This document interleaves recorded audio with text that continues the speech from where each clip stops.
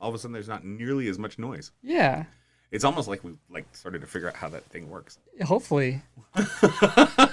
Just double checking. Yes, I did put the memory card in, so that's a good sign. It's still funny. So I've done multiple of the Warzone Eternal episodes, but it's still really funny to sit in that chair. I'm like, yeah, what am I doing here? Especially like, I feel like I want to sit like facing the table, but it'd be better for the microphone if I'm facing the microphone. There you go. And I like want to look at the people that I'm talking to. So that's why I started turning my chair. Yeah. There's more room there, but it's like I can actually people are look at people here. that I'm talking to because they can see that. Yes. Because they can tell. They know. They know? Yes. Who knows? The listeners. Oh.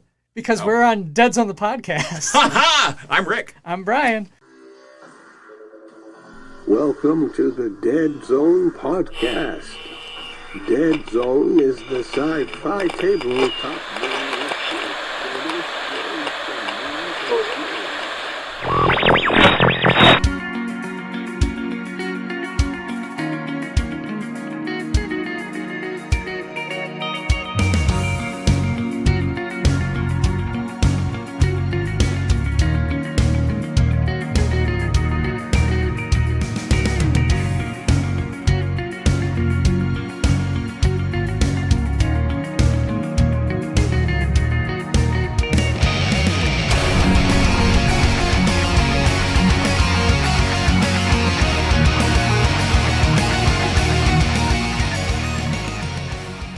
And you're listening to the Deadzone podcast. Because our thing says that you're listening to Deadzone podcast. I sure hope it does. If it's not, then who's stealing our episodes and relabeling it?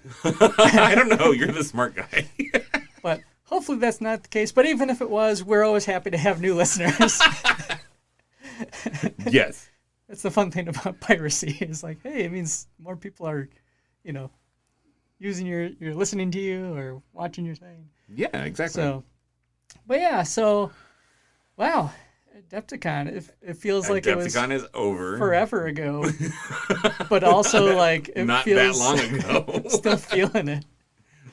It's the tough part with doing multiple different either episodes or podcasts because I talked to about Adepticon 4 times technically because we did that pre-episode. Yep. Like really quick succession. It's like bam, bam, bam, bam, and I was like. Wasn't Adepticon like weeks ago? Yeah. Well, and that's the funny thing. Like our friends over at Countercharge have been rolling out. They're still releasing stuff. They're still yeah. releasing their Adepticon episodes. They got a lot of content at Adepticon this year. They had a booth set up and everything. It was a lot of fun. I know Jack and I actually were on an episode. I'm not sure which episode. If that's coming. Like I went through them and it's like we're not bookmarked in any of the not yet the episodes yet. So we'll see if that episode ever sees the light of day. But it was fun to record. So one of the things about Adepticon, I mean, starting there, like why not talk about Adepticon one more time? One more time. In Deadzone and Firefight. Yes. There were some beta rules out that you said no to. Yes. It was only Maison Labs for Firefight. Yeah, that was allowed. Yeah, Firefight. Only the Maison Labs were allowed as far as the kind of beta testing changes that were rolled out. Mostly because we knew Maison was on its way. Yeah. The other changes that did show up in the beta lists, there were quite a number of them, but some of them did still kind of feel a little experimental. Sure. I mean, it's a beta test. Ironically, the Maison Labs one was the less experimental, but... did anybody bring Maison Labs? Yeah, we did. We had one player, Felix. Oh, right on. Yeah, he had a fun time. Apparently, the cyborgs were pretty strong for him. Yes. I love the cyborgs. But you and so like with those changes, what we just the reason I kind of ruled that way was that since they were all the national championships of each of the games, we kind of wanted to put the best foot forward on like, okay, this is what people have been playing with, and Maison was kind of an exciting thing. It was exciting. It was new. Yeah. And it had been tested. Yeah. It had quite a bit of testing done, and so we just, as much as we and I would definitely support in other tournaments and other events that we're running to use these beta rules, because that's a great way for testing to test be done them out. on. Yeah. We just felt that the national championships wasn't quite the setting to be having that kind of testing done. Because I mean, if you're gonna have a beta rule like a infantry bomb, and nobody else has it, it's like yeah. Is that... So like part of that too was ironically we actually did have, I want to say 3 Forge Father players in Deadzone, with almost all of them bringing Thorgrim, which is one of the new ones. One of the new talked about changes. Yeah. But they were playing on the old rules for them, and had a decent amount of success with them. Nice. But to kind of speak to that topic, since we were all caught up in Adepticon at the time, we didn't really have a chance to talk about the changes themselves. Yeah, exactly. And some other shows have kind of gone over some of the things. Yep. But we wanted, give our little breakdown. We should have our little breakdown too. So the funny part is we're both going to pull up a list and we're going to start talking about these things. And then I realize that unless we say it, we're going to pull up 2 different lists. Probably. Because you have Deadzone pulled up, don't you? I do. But I have Firefight pulled up. And the funny thing is, I have the FAQ pulled up. Oh. Because I was just going to touch on that real quick. Let's go over the FAQ first. The FAQ, if you haven't, it's free to download off Mantic's website.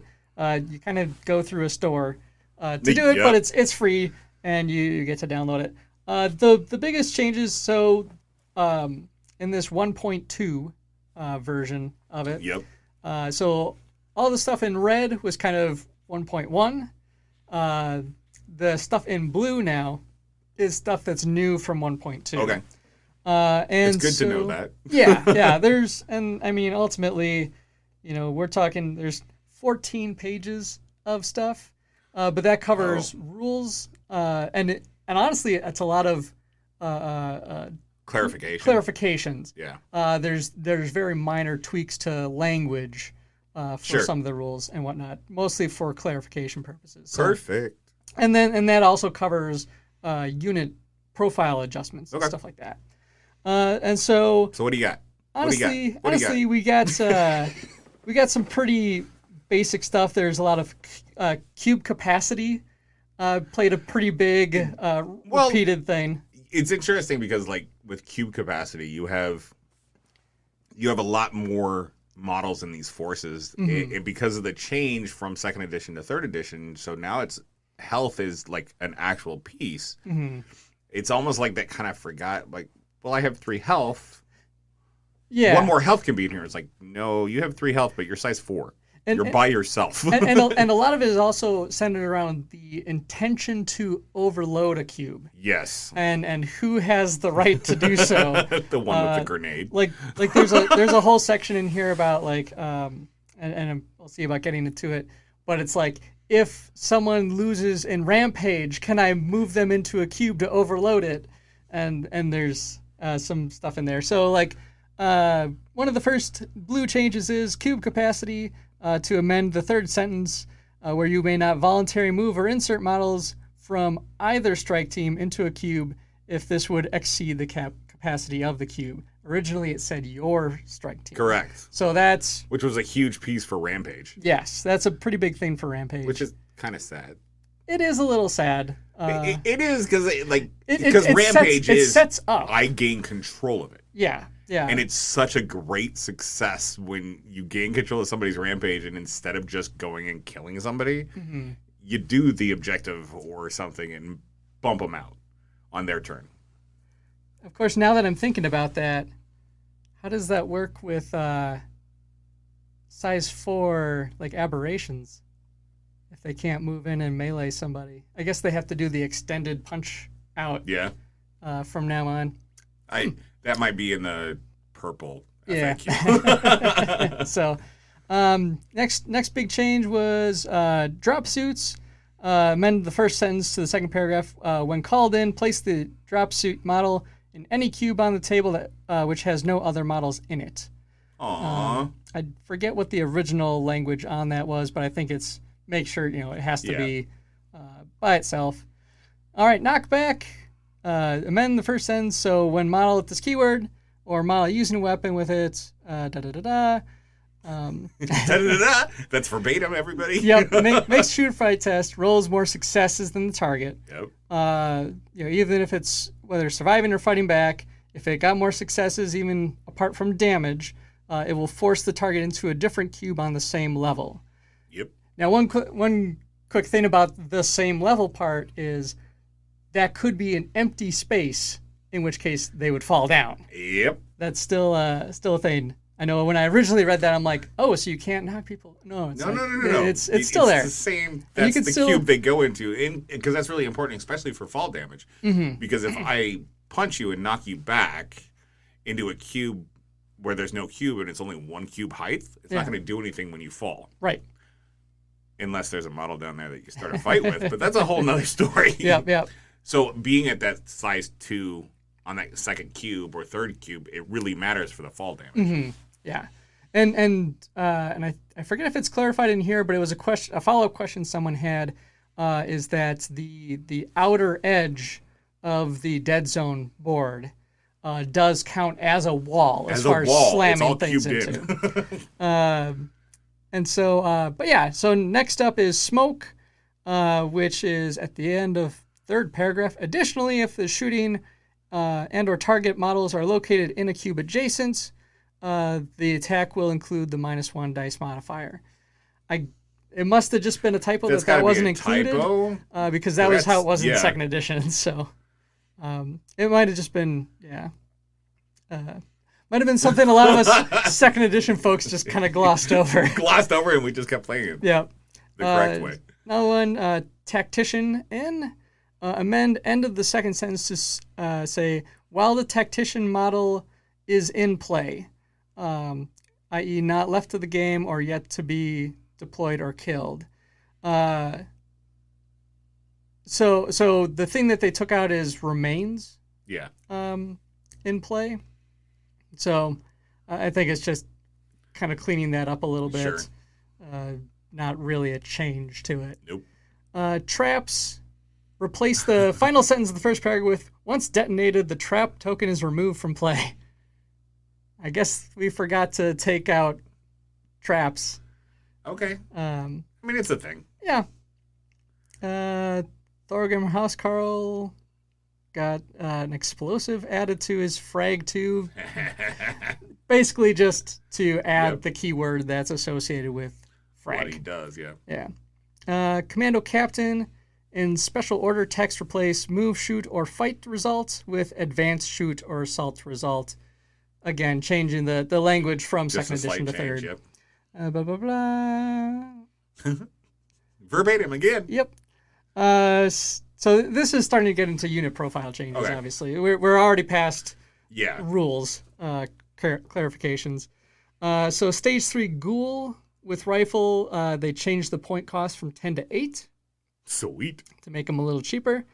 Kira Nikolovsky is that there's kind of the clarification. Note that adrenaline shot and stimulant shot shown in the unit keywords allows Kira to use the adrenaline shot and stimulants as described in the items section, each one once per round.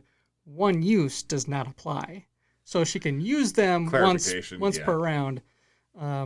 But that they don't count as the one use. I know that had been a reoccurring thing is some units have kind of items on their unit profile. And in those cases, in most of those cases, one use does not apply. Yeah.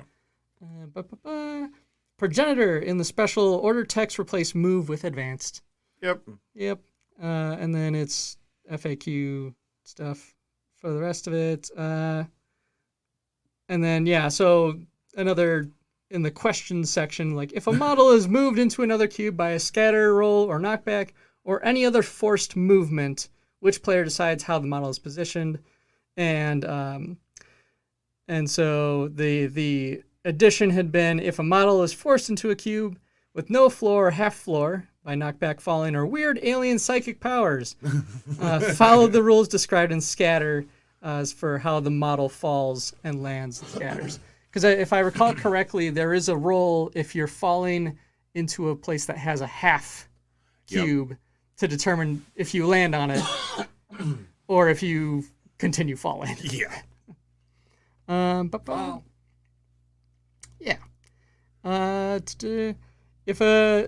New question. If a cube capacity is limited to 4 size points of models per side, when does overstacked come into play?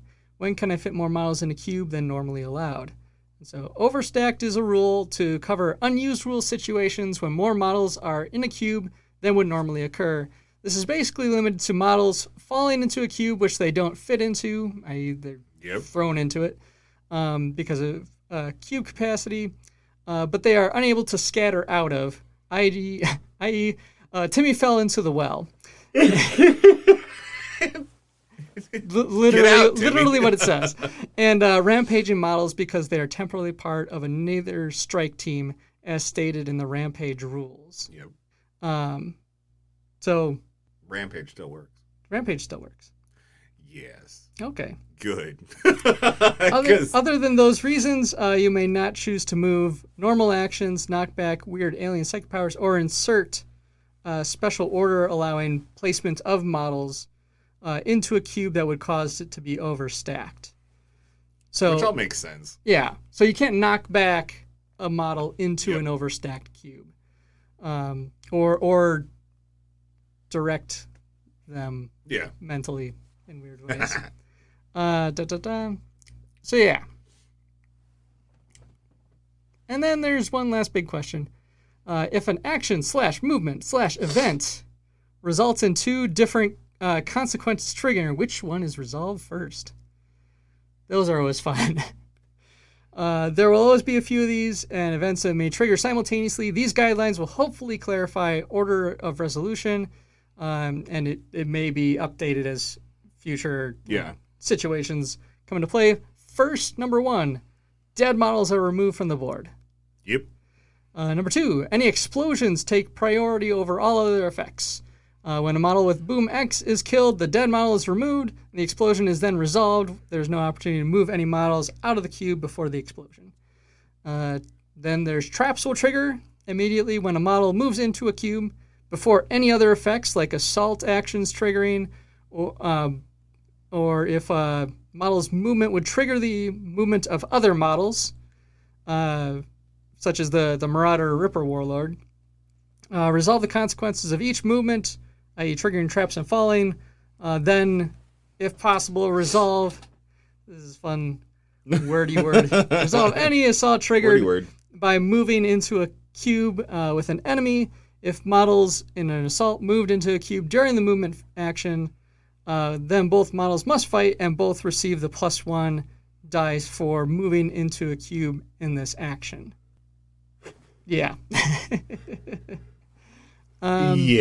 And then number 4, when breaking away from an enemy, all effects resulting from the assault, i.e. death, pinning, knockback, take effect before the model performs the advanced action wherever they are. So they don't technically move into the cube that they're moving into until all those effects have taken place. And then the last one is effects from an enemy shoot attack, i.e. death, explosions, pinning, knockback, take place before evade moves. So yeah, that covers the FAQ. Covers it. So yeah, like I said, a lot on cube capacity. Yeah. And how those mechanics work. If you notice in the past with FAQs, there's been a lot of that. Like the FAQ is more of just a clarification. Yeah. Like, hey guys, this is how it's supposed to be done. Indeed.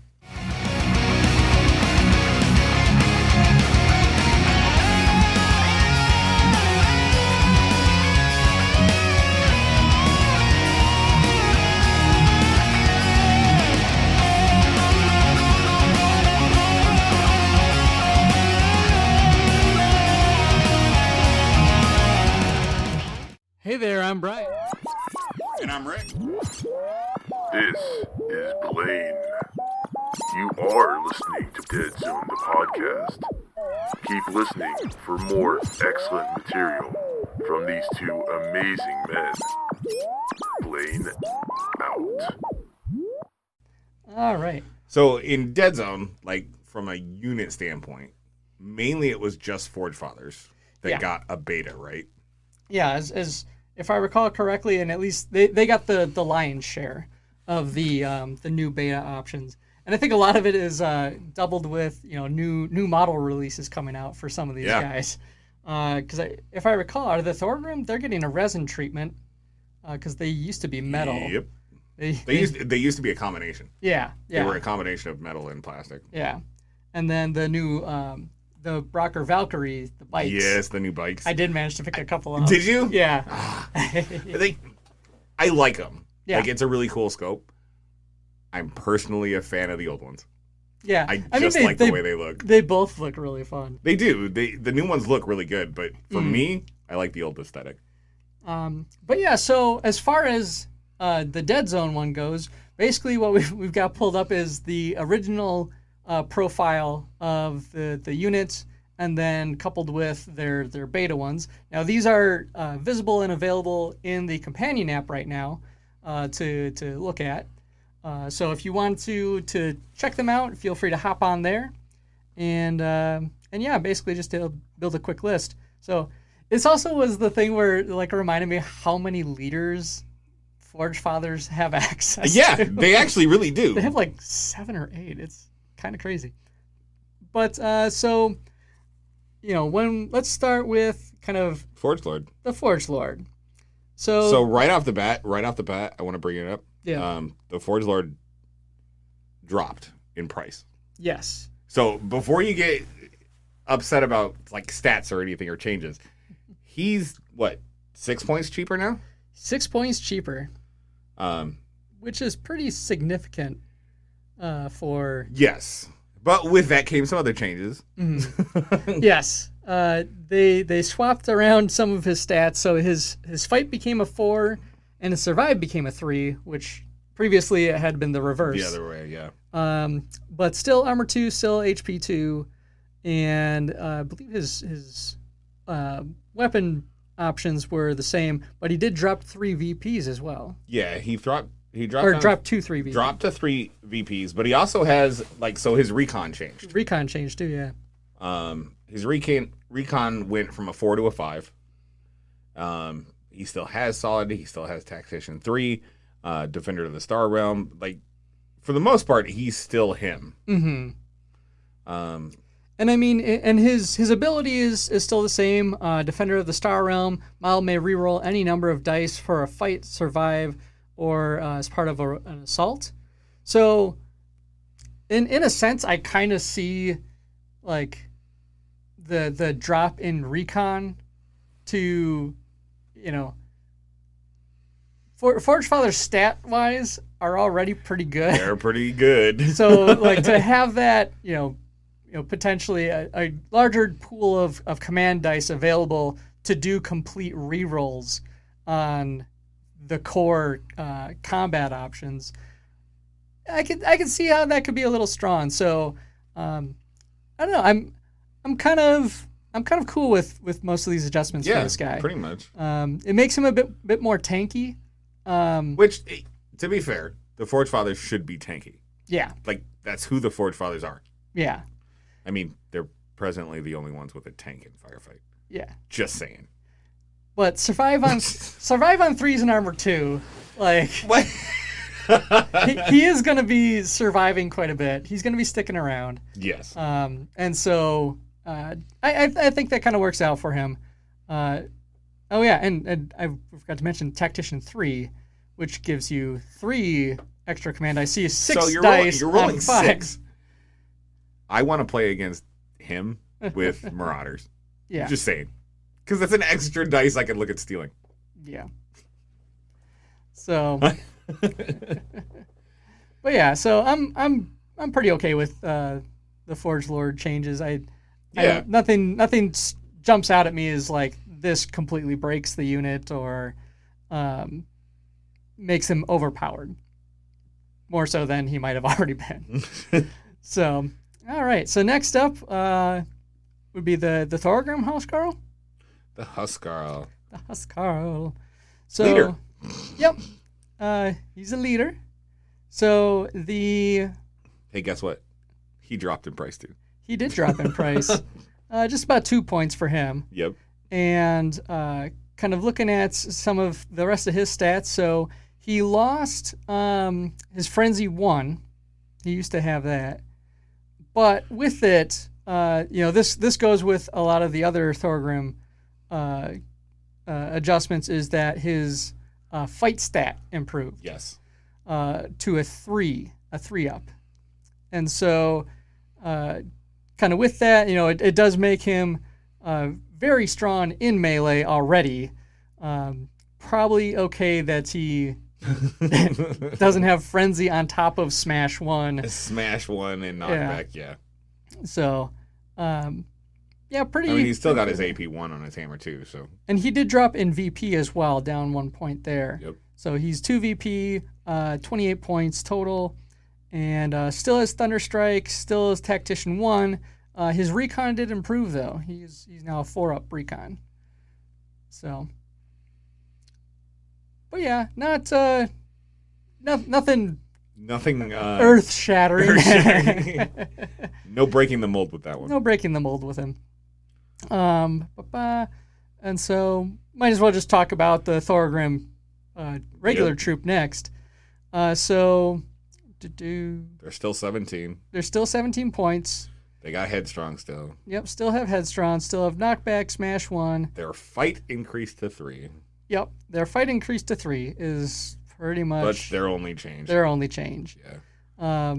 And I know that was at least in our gaming circle, was kind of controversial because a lot of people were feeling that they actually were pretty solid units themselves to start with. I think so. I know some of the discussions around it are like comparing to like Kalishi. Sure. Because it's ridiculous. It's a troop unit that has a fight 3, like a 3+ stat. Which can go a long way in this game. Like you could, if you overload. Well, and you look at so you're still looking at a higher price for the Forge Fathers. Mm-hmm. So the Forge Fathers are naturally an elite list. Yeah. You're not gonna bring a mass squad of little Forge Fathers. It's not gonna happen. No. But with a fight 3, it continues that whole Forge Fathers have really nice hammers. Yeah. And they like to break things. Yeah. And, so you get into melee, you've got Smash 1 as well. So rolling, when you're first going into melee and you're rolling, what would be like 5 dice, potentially, on 3-ups with AP 1, you're going to do quite a bit of damage. For 2 victory points and 17 points total of the cost. And if you take the Thorgrim leader, you do have there was a little change there, is that his Thunderstrike, I think they might have just cleaned up some of the language. So let's see. Admittedly, I'm unsure which one is the beta rule and which one is. To clarify, I've put these both on the same list, so it's kind of like, no. So originally, a monolith hammer range 2. Okay, I think it is literally just adding the keyword explosive to frag 2 is actually the only change on the language there, because it still may not be used by an Iron Ancestor. And it's for models that have forge hammers or heavy forge hammers or heavy heat hammers. And basically it lets them do a little range 2, frag 2 attack. Basically they throw the hammer and it hits guys hard and they explode. Because that's what they do. So they're not without a ranged option. It's not a particularly strong ranged option. But yeah, I mean, I can see how people... that does make them a pretty strong unit. They do still have their 4-up, still have armor 1. for a troop. It makes them pretty strong. But admittedly, there's part of me that's I kind of enjoy the Brockers as being the big melee units. Yes. I'll still bring them. In that they're a bit more scrappy and Fun. Yeah, they're pretty fun. So yeah, I think that one is we're gonna have to see how it plays. Yeah. Because it comes down to how many you bring, I think, ultimately. Yes. Because you can technically load up. You can have an entire force of Thorgrim troops, and maybe you can get them into melee with that 1-2 movement with speed. 1 or 2 living. Yeah. So, yeah, I think that they'll shake out in the wash, and we'll see if people, do they start bringing them in mass, or if it's still something where it is still kind of a specific pick for a unit. Like I said, we have a number of players that really like them already. So this is just icing on the cake. Yeah. So next up we'll do the Hammer Fist Drop Trooper. The Hammer Fist, because that one's going to take us all night to talk about. Yeah. Because its victory point changed. Oh my goodness. That's it. Oh no. That's it. How could they do that to my boy? Tier 1. Yeah. And I mean, drop suit otherwise hasn't really changed. Yeah, they haven't changed at all, except for their VP is 3 and now it's 2. Yeah. So I think it was probably another one where maybe it's just something where they, with the new models coming out, they want to encourage people to start taking them more. Well, because that is tough. That is tough when you're building a list and you're like, okay, we're playing 200 points, and I have 30-some victory points. Mm-hmm. And that's not all of my models. Yeah. I need to rethink my list. Yeah.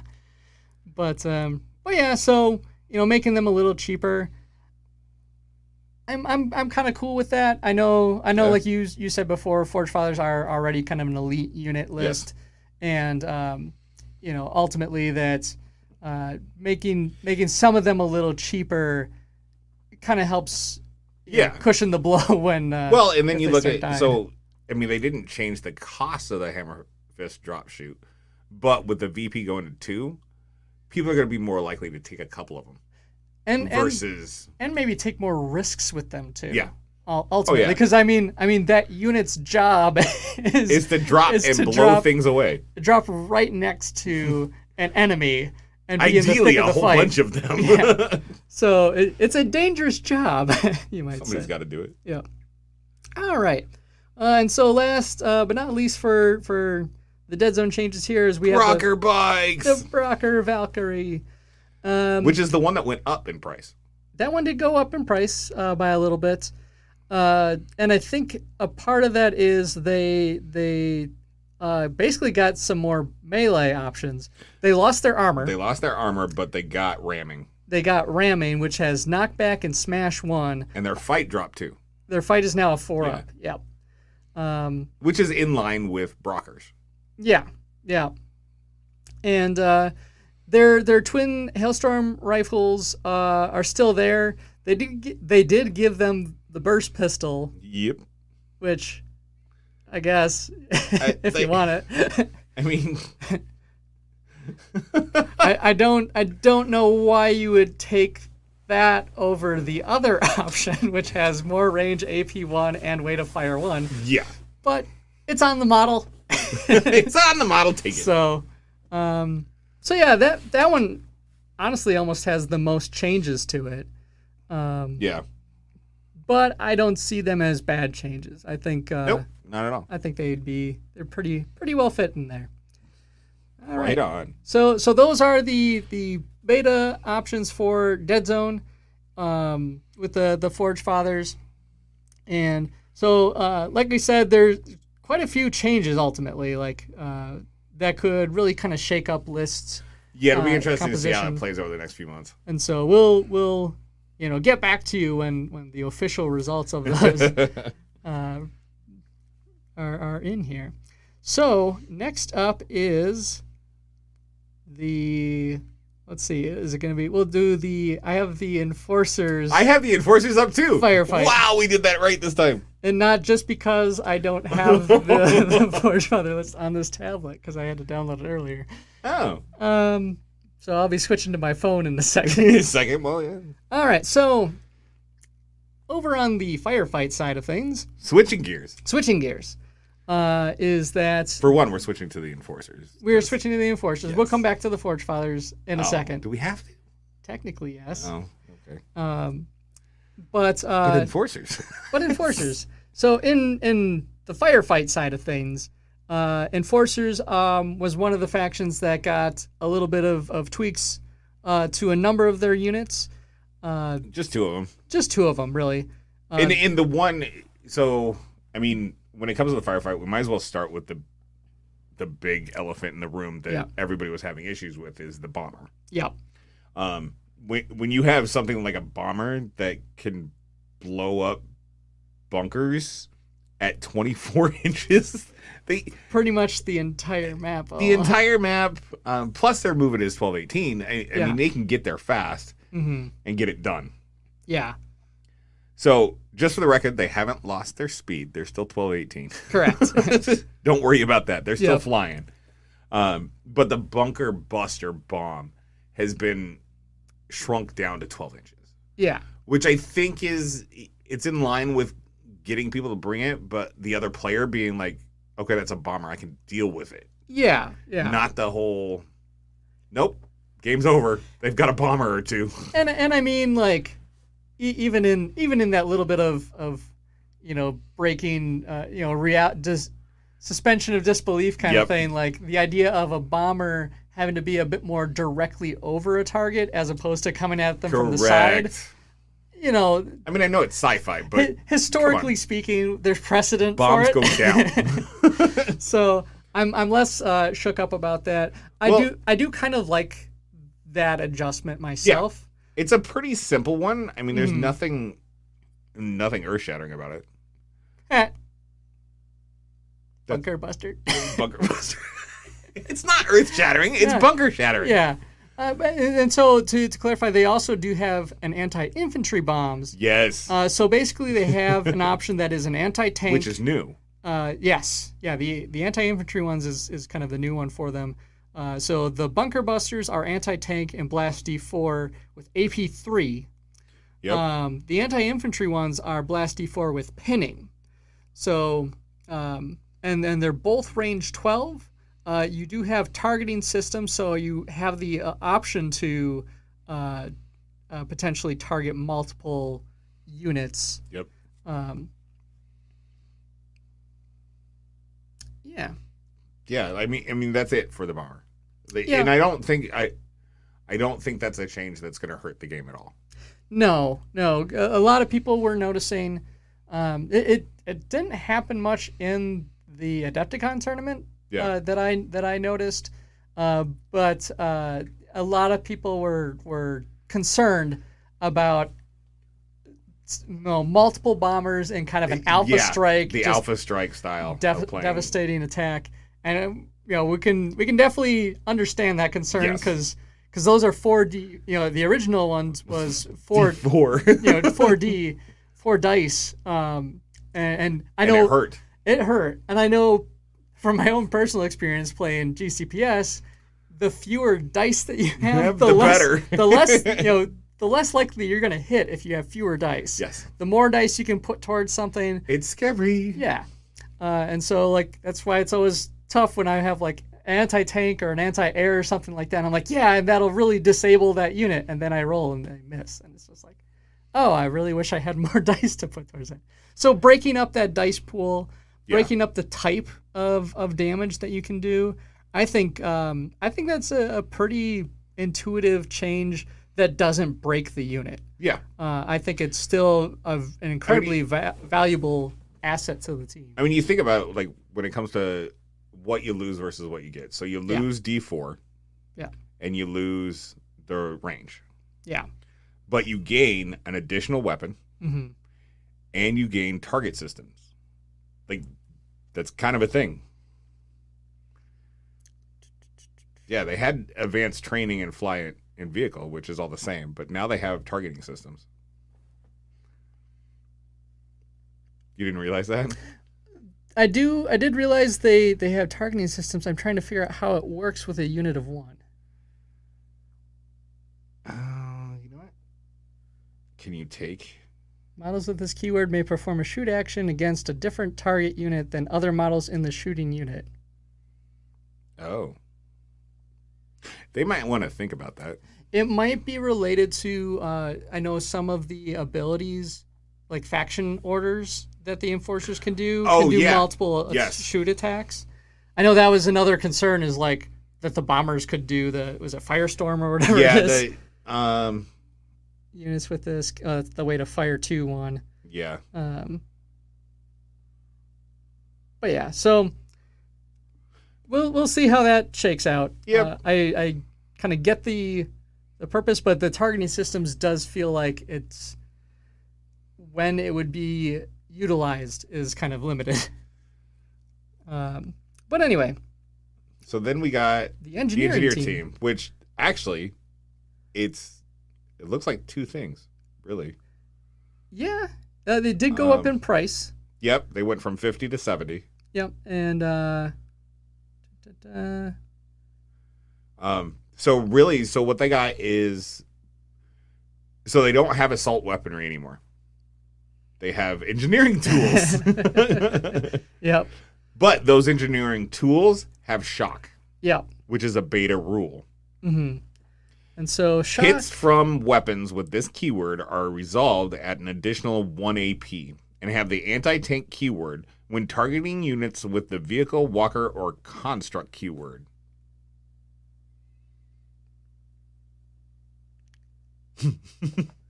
So I'm just... Tank busters. I like that part. I'm just trying to... So I read it as, because there's no comma, the Oxford comma is important here, is that they gain the additional 1 AP and anti-tank when against constructs, walkers, and vehicles. So it's not that they just inherently gain an extra AP. They gain it when they're going up against a tank, a walker, or a construct. So yes, English majors out there, that is what the Oxford comma would be for, is if those were separate clauses. And it like gains AP1 and it has this. No, it's you gain AP1 and the additional anti-tank, which is kind of neat for them, honestly. And engineers changes it up. Yeah. Engineers, like the small units in Firefight, are kind of fascinating in that way, is that they can actually have a pretty significant impact, even the ones that are not leader units. Yep. They're engineers. Which, it's kind of neat. I don't know what the beta 3 thing is in their profile, but I'm sure that'll get worked out. The third iteration of it? Could be. And I mean, the other big change is that they changed it from engineer to engineer enforcer leader. You did it again, by the way. So when we go over the Forge Fathers, you're going to be the one telling me all about it. Okay, let me get my phone.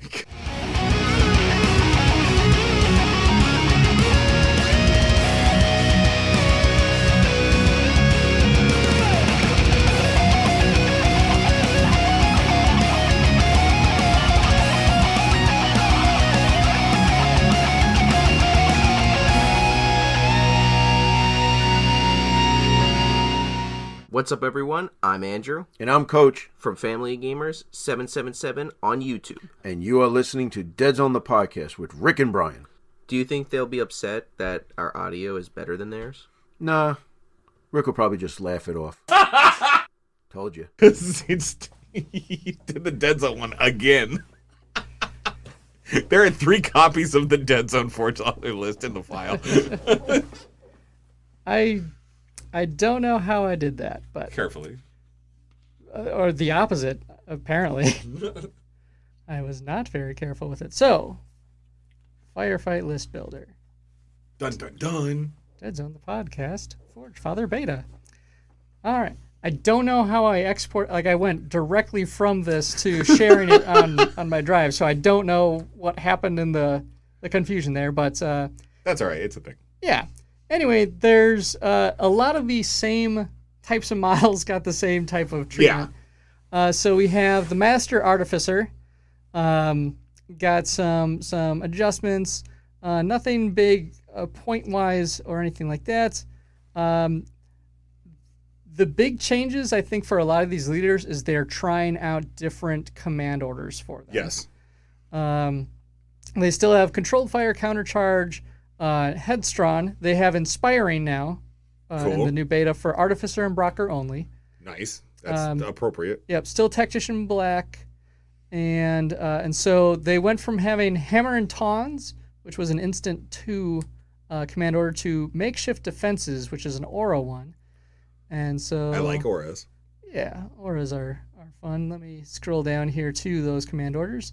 All right, so they went from having an ability that was recover 1 health point previously lost on a single vehicle within 6 inches to all Artificer and Master Artificer units within 12 may reduce the AP of all ranged and assault weapons targeting them by 1. I'm not opposed to either of those abilities, honestly. Nope. So it is kind of like whichever one they ultimately go with. Like, I think they both I like the thematic nature of the Hammer and Tongs one, where they're repairing, like they're using their Spider-Man arms, their Dr. Octopus their arms, Doc Ock, and repairing stuff. I think that's neat because there's not many options, I think, to repair vehicles. No, not really. So having them almost like a vehicle medic.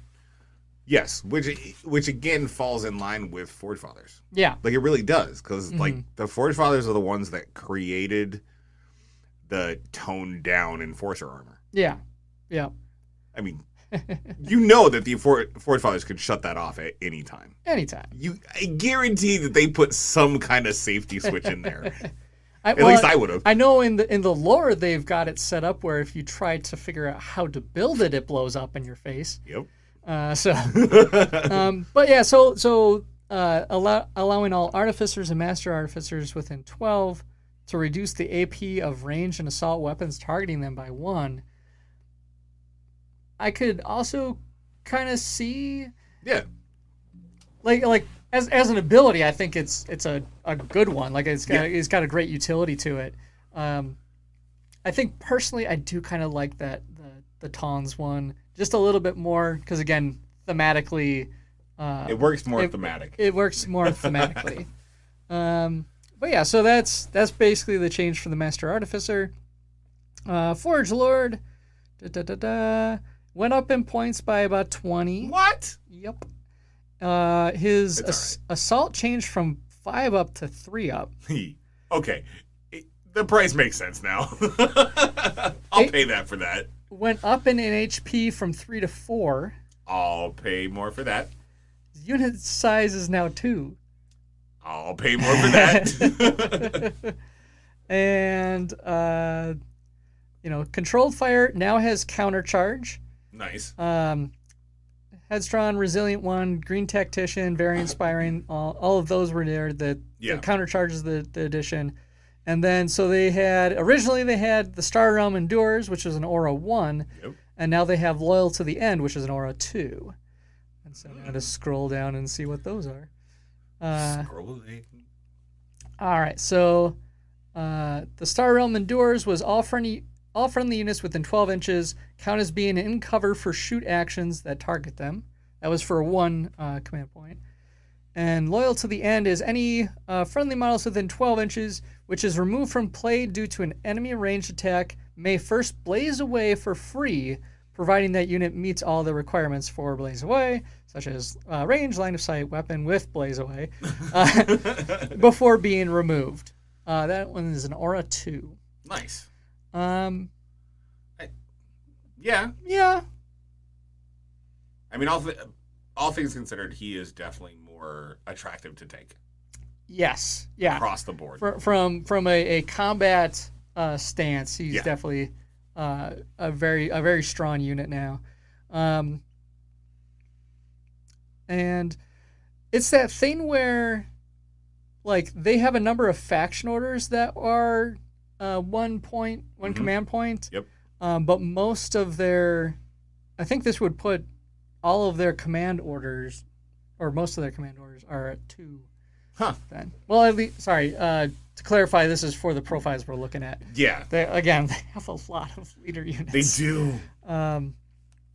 So that is just I'm not opposed to it. I mean, it is the Forge Lord. This guy is rolling in like a tank himself, and so I'm kind of okay with seeing a beefier command points ability on. Oh yeah. And yeah, I can kind of see it a bit more thematically, where it's one is, hey, everyone around me is ducking and covering behind me, you could say. Yeah. But then the other one is, as you go out, you're just blazing. I can kind of get behind that. Yep. All right, so the Drakkar APC, same points wise. Its assault went down to a 6 up from 5. HP went up from 3 to 4. Okay. Its unit size or unit strength went from 1 to 0,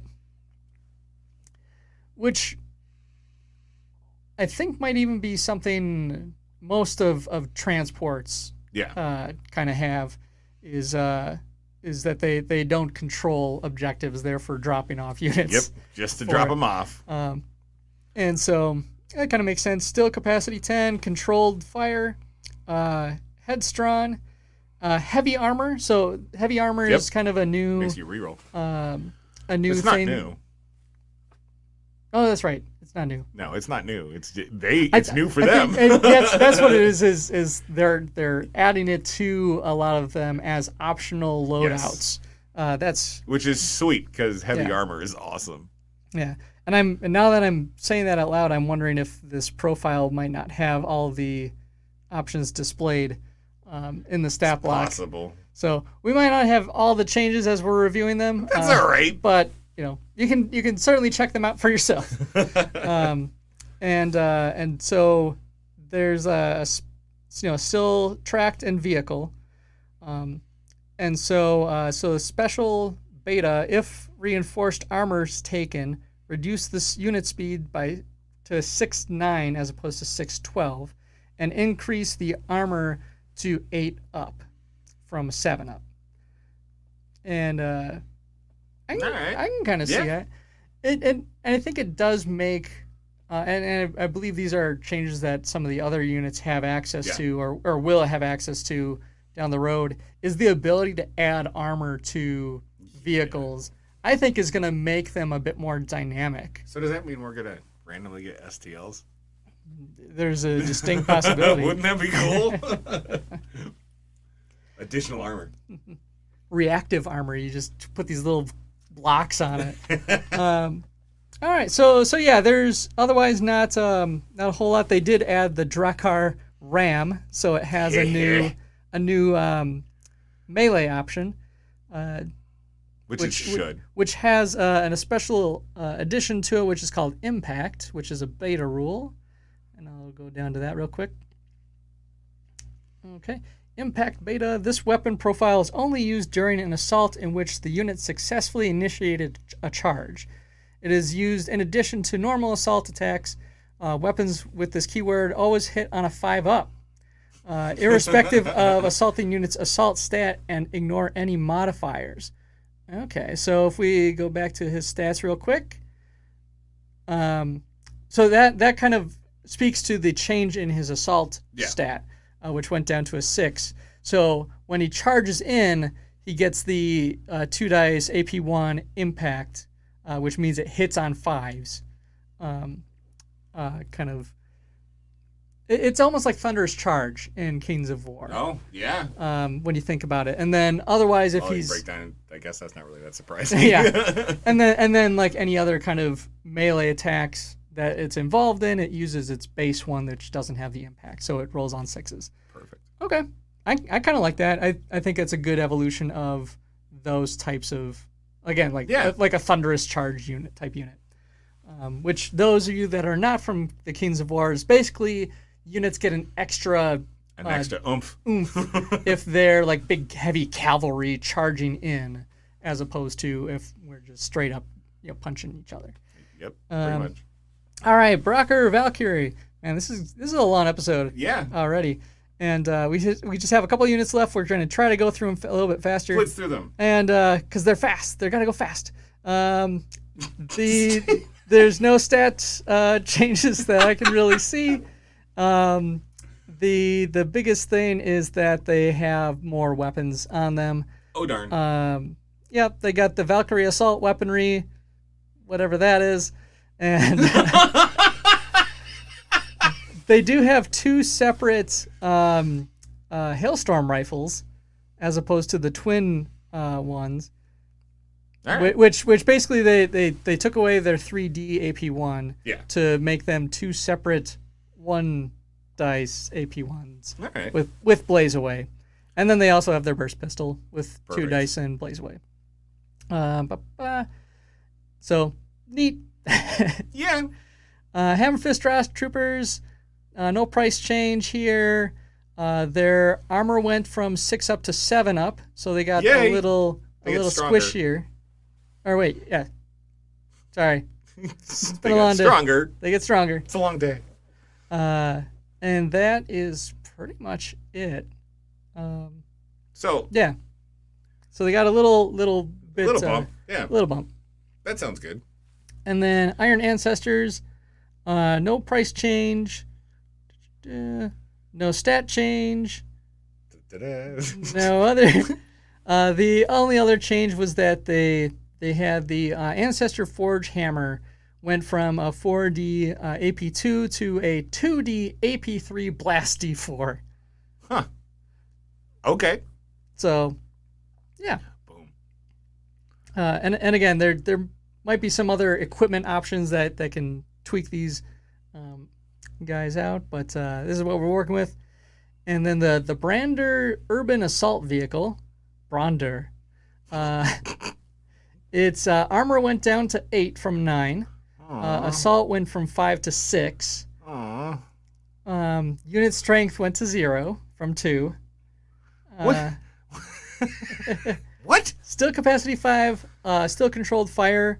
Lost defensible, but and has headstrong, heavy armor, tracked and vehicle, and then it has the special beta for reinforced armor. Okay. Option for it to get it back up to the 9. And then they also got the Brander Ram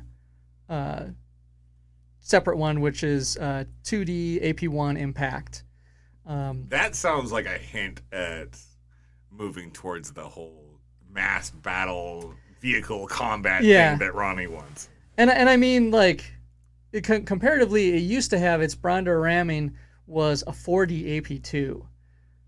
So that got a little bit of a nerf to 2D options with AP1. I think that's okay. I mean, as a transport. Yeah, definitely. Not a big transport, to be sure, but that would have been pretty devastating in just combat. slightly. All right, and then the Sternhammer main battle tank, and for whatever reason these are swapped. The beta one is on the top now instead of the bottom. You're the one that made the list. Dropped in points by 10, so it was 150, is now 140. Its assault went from 5 to 6, armor went from 9 to 8, and its unit strength dropped to 0 from 2. Okay. This one, no big change to keywords, but it does have the beta special reinforced armor option to bump that up. And it used to have a 6'9" movement inherent. The new one has 6'12" as a base.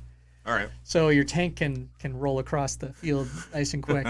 Has the Sternhammer Ram with the impact option, and then otherwise, and then this had the quad heavy hailstorm cannon loadout. I know it has a couple other options. I did not select those, so I'm not can't speak to any adjustments to those weapons. But But yeah, so those are the changes. Does have a handful of experimental ones in there. Yep. And but I kind of like the beta rules that they're adding in as far as like the reinforced armor. I think it's going to make vehicles a bit more dynamic because as of right now they are kind of samey. Yep. Every single one of them. And so the ability to really kind of tweak yours to fit a different play style, I think is definitely a cool aspect of it. Cool. So that wraps up some of the beta review that we're doing for right now. Yeah. Obviously, there's people are going to be trying it out. Yep. I definitely recommend giving it a shot, seeing how and it let plays. us know. Let us know how yeah. things are working out for you because we're curious too. Yeah, like we have a bunch of these units. Yes. We can try them out ourselves, but obviously it is a community driven effort to see if we can kind of balance the game a little bit better while also adding some new fresh ideas to it. Yeah.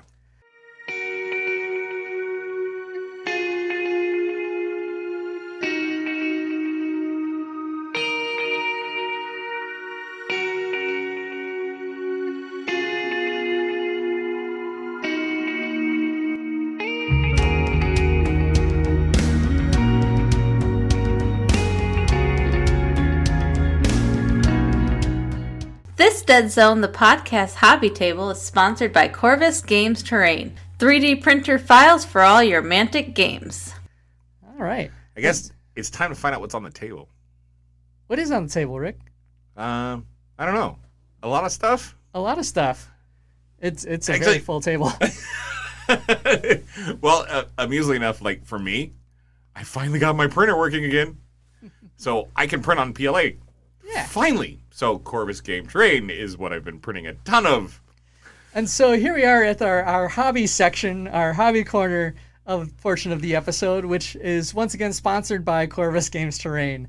With the addition of what we'll be talking about, we do have another a new code for you to use at the Corvus Games Terrain web store. If you use DZ Podcast April, that is capital D, capital Z, capital P, Oddcast. Capital A, Prill. And when you check out, you can get, I believe it's 15% off of your total price. So that's so awesome. That is so that cool. He does that for us. And hope you guys have a chance to take advantage of that. He's got some really great stuff. Coming up. Speaking of great stuff that he has, he sent us some stuff. Yeah. So he sent us these little tokens, the weapons crate and kind of looking thing, but different sizes and some are round, some are square, and one's kind of a triangle.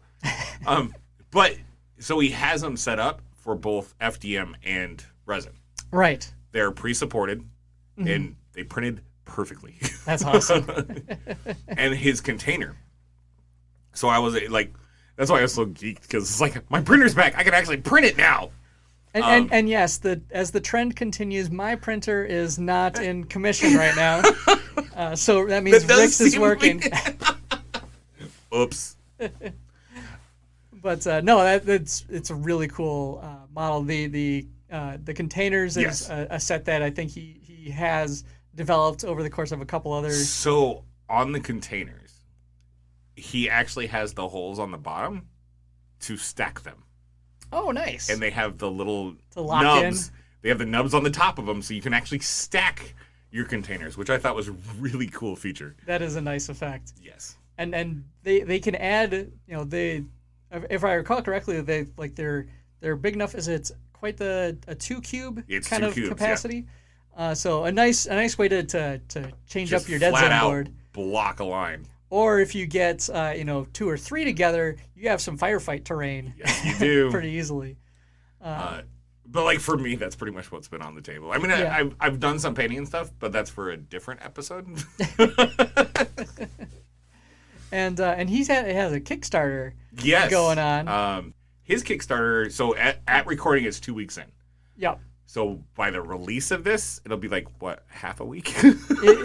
There won't be a lot of time left. But there's still time to get into it. Yes. And it's the Paint Pal Yes, it is. It is a paint organizer Station. It's so cool. It's a very modular system that he's assembled together. Yep, from multiple different paint lines. Yep, multiple different paint lines to kind of set up as a kind of stepwise rack of your painting.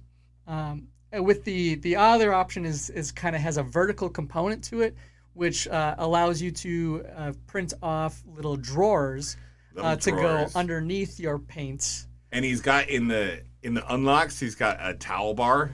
Yep. For having paper towels, and there's an adapter for, is it scale 75 that has the tubes? I think so. For or whatever it's called. The Apple Barn ones. Well, the Apple Barn is part of it, but he's got you can print a top piece that has these little slots in it for the lids. Oh, nice. So for your tubed paints, you can slide them in there. It's just really cool, and I can't wait to start printing it. And I mean, and one of the ones I think was just announced is he's got a little like phone tray. Yeah, the phone tray. so like you can have your phone facing you at an angle while you're working on stuff. So which is kind of cool because I have a tendency to like either listen to music or watch something on my phone while I'm painting, and I'm always trying to lean it up against the paints. It's like quit falling. So yeah, that's a pretty neat a project that he's got going on there. I believe we're already funded on that It's front. completely funded. Yeah. So we're pushing for some stretch goals. If you want in, definitely get in while the getting's good. This is high quality stuff. It's always very sturdy. He has durable. So one of the add-ons he has for the Kickstarter is the I can't remember what it's called, but it's the little travel buddy. Oh yeah.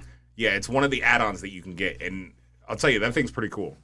Yeah, I have not made one myself, but it is a travel paint kit that has space for paints, brushes, just a little. It's just a little go kit. Yeah. Which is perfect for somebody that goes to their in-laws on random trips.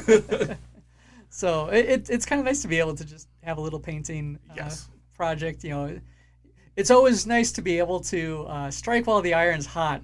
At least in my experience, been where I'll have a brush of like, oh, I want to get this faction painted up. I've got this idea. I want them to look really cool. And then I'll kind of have a little bit of a downswing, which I admittedly, following Adepticon, that's kind of where I'm at. I'm coming up though. I've actually been tinkering with some Vanguard models to get them assembled. Right on. Maybe eventually I'll paint them. I looked over at my Kings of War stuff. Yeah. I looked. Yeah. I have been meaning to. I have not yet played Ambush. Kings of War Ambush. Yeah, I need to play that too. That's my goal is to get a couple games in of that. Nice. And I have at least 2 factions that I could play it with, so that's kind of nice. Yeah. But yeah, so that's kind of covers the hobby portion. Brought to you again by Corvus Games Terrain. And yeah, I think that actually wraps it up for us. That wraps it up pretty well. It doesn't wrap it up because I promised my mom I would give her a shout out on one of the podcasts. Aww. So Teresa Hall, this is your son saying, "Hey, I shouted you out." Shout out to Rick's mom. Which is funny because when she asked me, say, "Hey, can you give me a shout out?" I'm like, "Sure." How am I going to say anything about my mom in a sci-fi gaming podcast? So it kind of dawned on me. If your mom played these games, yes. Specifically Deadzone, what faction would your mom be?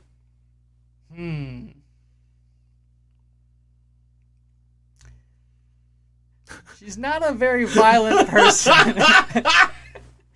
So I'm trying to think of a faction that's not overtly violent. Maybe Asterians? All right. But also, like... I mean, the Nameless aren't violent. But they're very squid-like. I can't even say that with a straight face.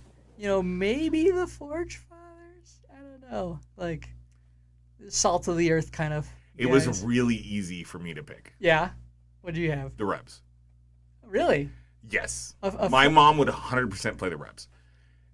Because What happened to you? Well, so in the Rebs, you have enough different species and everything where you could potentially make a Wizard of Oz type list and have flying monkeys and the witch and my mom's a huge Wizard of Oz person. I'm like, yep, that's it. Monkeys. Ultimately, like, I don't know if my mom would be put off by the different types of aliens. But I think she could probably get behind. Like, she enjoyed the Rebel Alliance in Star Wars for the movies that she watched. Oh, well, there you go. So, yeah.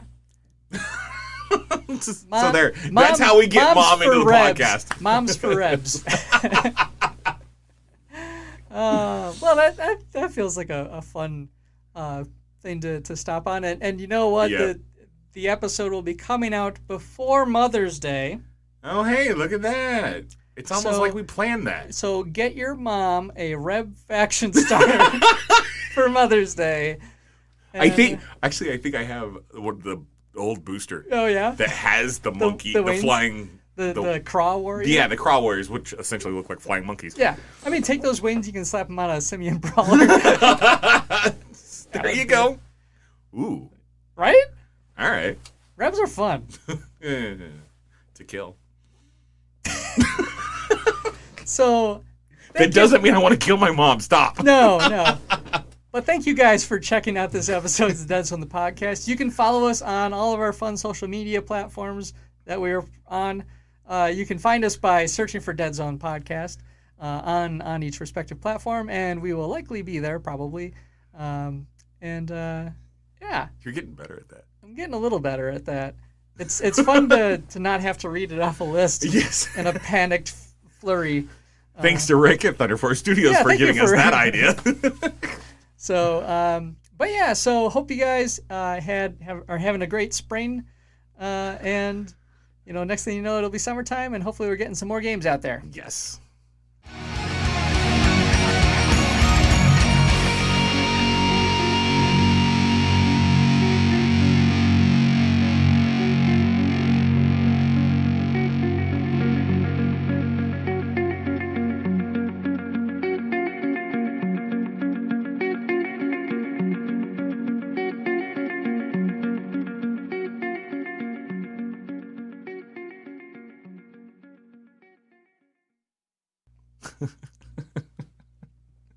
Yeah, like literally I'm driving up here and she's like, oh yeah, you're doing the nerd stuff today. I thought you always do it on Wednesdays. I'm like, Mom, I do multiple podcasts. She's like, oh, well you should give me a shout out on one of your podcasts. And I'm like, I can do that. Yeah.